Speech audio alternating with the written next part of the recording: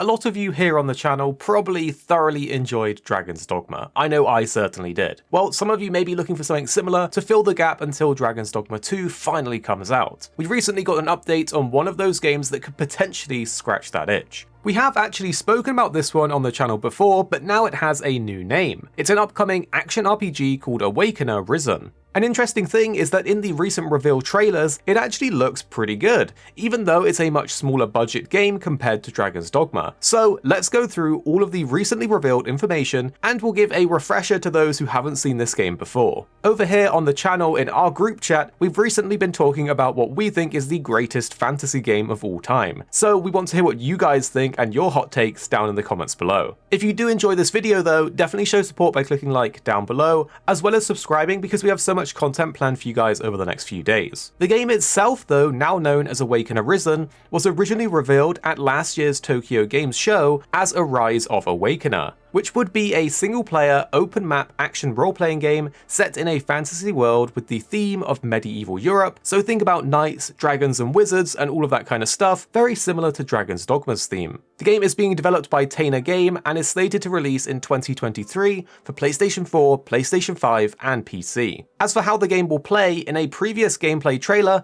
we actually got a closer look at the combat, and it looked very fast-paced but also quite tactile. In that trailer, we also got to see that the game will have 3 different gauges, one for health, one for mana, one for abilities and stamina. Something that looks different in this game is that the fast-paced combat is also mixed with aerial combos, which isn't something you often see in these type of games. The latest trailers though focused on giving us a better look at the classes. Previously we knew that we would have access to a warrior, mage and archer, but it appears that the game will also have advanced classes. We know that in addition to those classes we will be getting the sword dancer, the soldier and lancer, and with us being Dual Blades fans in Monster Hunter, as you know, the Sword Dancer class looks incredible to us.